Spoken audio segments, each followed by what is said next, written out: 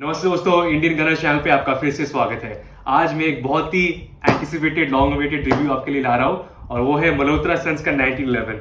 आप लोगों ने बहुत रिक्वेस्ट किया था इस रिव्यू बनाने के लिए और आज फाइनली मेरे हाथ में ये मल्होत्रा सन्स का .45 एसीपी पिस्टल है और आप यहाँ पे देख सकते हैं इसका बिल्ड क्वालिटी कंस्ट्रक्शन बहुत ही अच्छा है। यहाँ पे अब मैं आपको पिस्टल का क्लोजअप्स दिखाऊंगा, इसका स्पेसिफिकेशन के बारे में बताऊंगा और फुल अनबॉक्सिंग करके दिखाऊंगा। तो आशा करता हूँ आपको ये वीडियो अच्छा लगेगा। ये उनका मिड लेवल वेरिएंट है जिसको ब्लैक हॉक कस्टम कहा जाता है। आप देख सकते हैं एक हाई स्ट्रेंथ पॉलीमर बॉक्स में ये आता है। मल्होत्रा सन्स डिफेंस का यहाँ पे नाम लिखा गया है। फिर MSD गार्डियन 1911 सीरीज का ये पिस्टल है। कैलिबर .45 क्योंकि ये .45 ACP में चेम्बर्ड है। Made in Republic of India. तो चलिए हम इसका अनबॉक्सिंग करते हैं। अनबॉक्सिंग करने के बाद आपको ये ब्लैक हॉक कस्टम वेरिएंट में जो दिखने को मिलेगा यहाँ पे बॉक्स में आपको यहाँ पे दिखाई देगा पिस्टल आएगा। फिर आपको 3 एक्स्ट्रा मैगजीन्स आएंगे जो बहुत ही अच्छी चीज़ है। तो चलिए हम पिस्टल का क्लोजअप देखते हैं। यहाँ पे मैं बता देता हूँ आपको यहाँ पे एक outside the waste band holster खरीदने का भी ऑप्शन मिलेगा। इसको मैं अपना खुद के बेल्ट पे वेस्ट लाइन पे लगा के दिखाऊंगा ये कैसे काम करता है। और यहाँ पे आपको एक मैगजीन स्पीड लोडर का भी ऑप्शन है यहाँ पे, जिसकी मदद से अगर आपके पास आर्थराइटिस है या आपका ग्रिप स्ट्रेंथ थोड़ा वीक है, आप उसको अवॉइड करने के लिए इसकी मदद से आसानी से मैगजीन को लोड कर सकते हैं।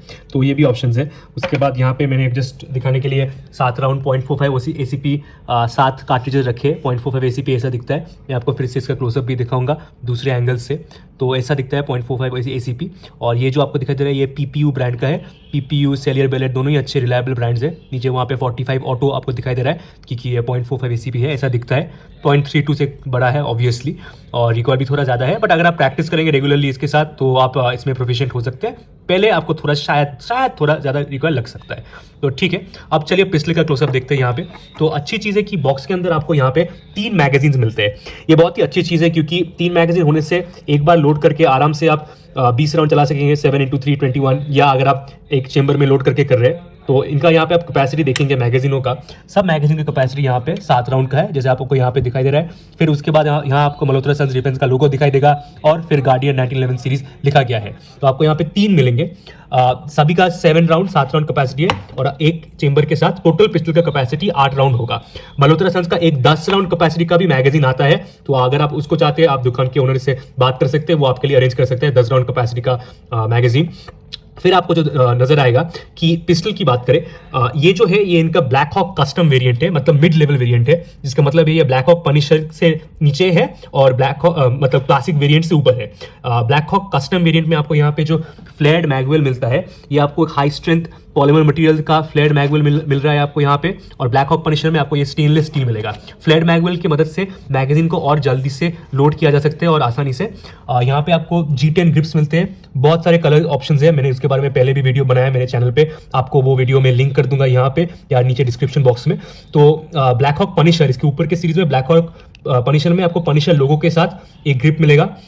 फिर यहाँ पे एक एक्सटेंडेड मैगजीन रिलीज दिया गया है, इसकी मदद से आप और भी आसानी से मैगजीन को बाहर कर सकते हैं। फिर उसके बाद आपको यहाँ पे दिखाई देगा ये जो पार्ट है ये है आपका स्लाइड रिलीज। जब आपका स्लाइड पीछे अटक जाता है लास्ट राउंड चलने के बाद, स्लाइड रिलीज अगर दबाएंगे तो स्लाइड वापस पोजीशन में आ जाएगा और एक नया राउंड को मैगजीन से लोड कर देगा। वो कैसे काम करता है मैं आपको दिखाऊंगा। फिर आपको यहाँ पे दिखाई देगा एक एक्सटर्नल मैनुअल सेफ्टी है। इसको ऑन करने के लिए आपको पहले हैमर को कॉक करना पड़ेगा क्योंकि ऐसे ही 1911 काम करता है। तो हैमर को कॉक किया गया इस तरह। उसके बाद अगर आप मैनुअल सेफ्टी को ऑन करना चाहते हैं तो ऊपर कर देंगे, तो ट्रिगर पुल करेंगे तो नहीं चलेगा, जैसे आपको दिख रहा है यहाँ पे। और अगर आप मैनुअल सेफ्टी को ऑफ कर देंगे, इसके बाद अगर आप ग्रिप सेफ्टी को दबाएंगे, जब तक आप ग्रिप सेफ्टी को नहीं दबाते ट्रिगर पुल करेंगे भी तो नहीं चलेगा। तो आपको पहले मैनुअल सेफ्टी ऑफ करना पड़ेगा, अच्छी तरह ट्रिगर को कस के पकड़ना पड़ेगा और फिर अगर आप ट्रिगर पुल करेंगे तब हैमर चल जाएगा ऐसे।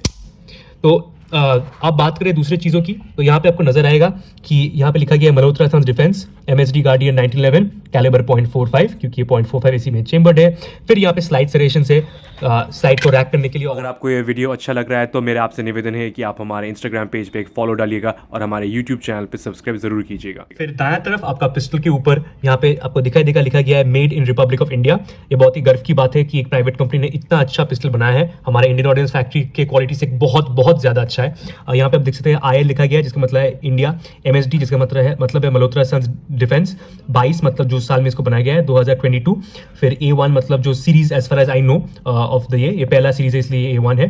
फिर सीरियल नंबर और फिर जो कैलिबर .45 है। तो यहाँ पे आप देख सकते हैं इजेक्शन पोर्ट एरिया में उसके ऊपर भी कैल .45 लिखा गया है यहाँ पे आप देख सकते हैं। और यहाँ पे फिर स्लाइड सजेशन इस साइड भी दिया गया है। यहाँ पे आपको एम्बिडेक्स्ट्रस सेफ्टी नहीं मिलता है, बट अगर आप वो चाहे तो आप ब्लैक हॉक पनिशर में वो एम्बिडेक्स्ट्रस मैनुअल सेफ्टी आपको मिलेगा, जो इसका ऊपर का सीरीज है।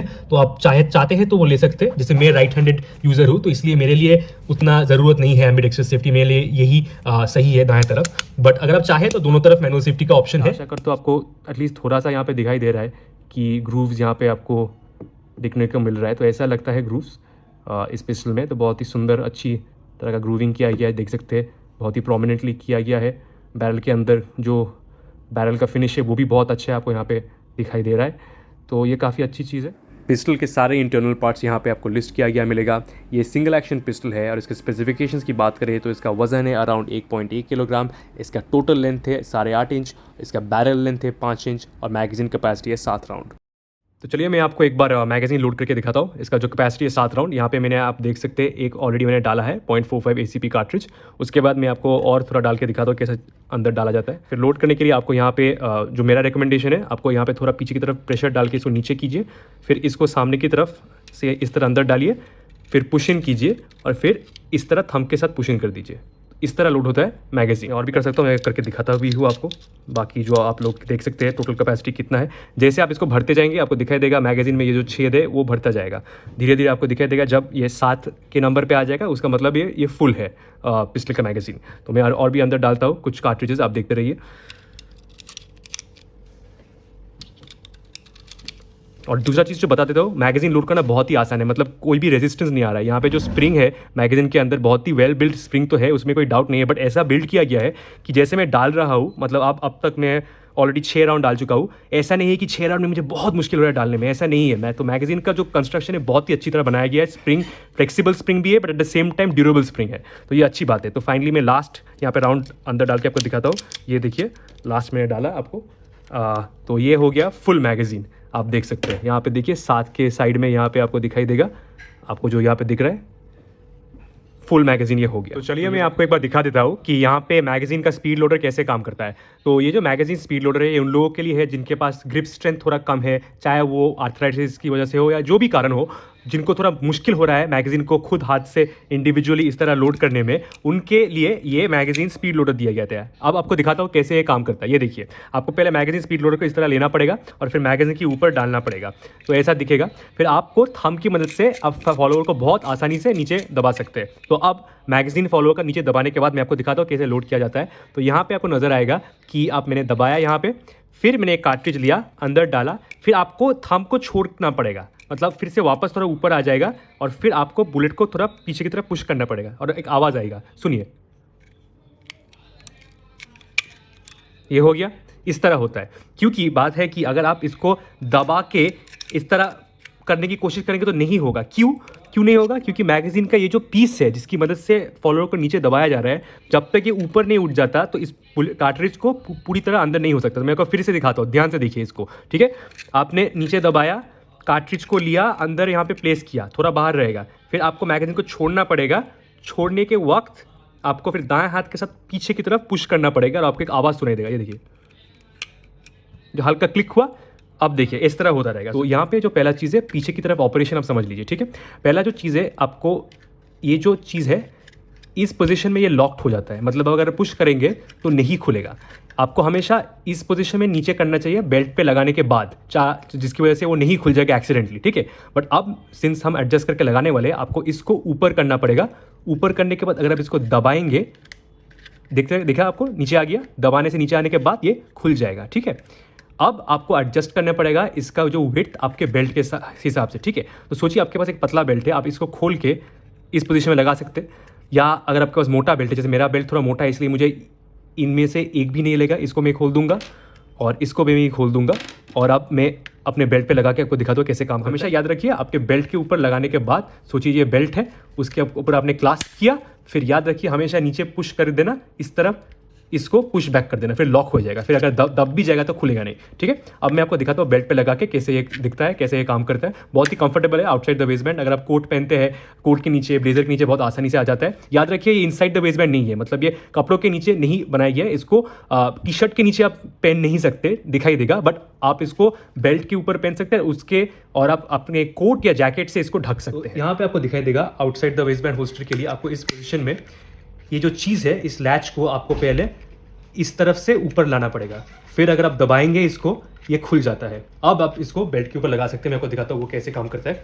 तो यहाँ पे आप बेल्ट के ऊपर इस तरह लगाइए, फिर आप इसको क्लैंप डाउन कीजिए और फिर आपको इसको 3 o'clock पोजीशन में रखिए, 4 o'clock वो आपकी मर्जी है। 3 o'clock पोजीशन में रखने के बाद आपको यहाँ पे मैं पिस्टल डाल के दिखाता हूँ। पिस्टल सेफ्टी चेक किया गया है, चिंता मत कीजिए।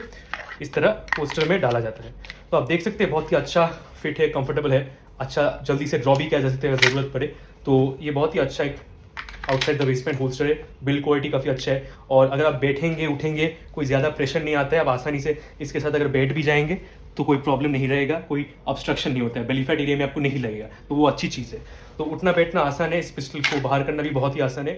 टेबल के ऊपर आप देख सकते हैं मल्होत्रा सर्ज 1911 पिस्टल को पूरी तरह डिसअसेंबल किया गया है। अब इसको रीअसेंबल किया जा रहा है। आप रीअसेंबली प्रोसीजर देखते रहिए, मैं आप लोगों के साथ कुछ रेलिवेंट इन्फॉर्मेशन शेयर करता हूँ पिस्टल के बारे में।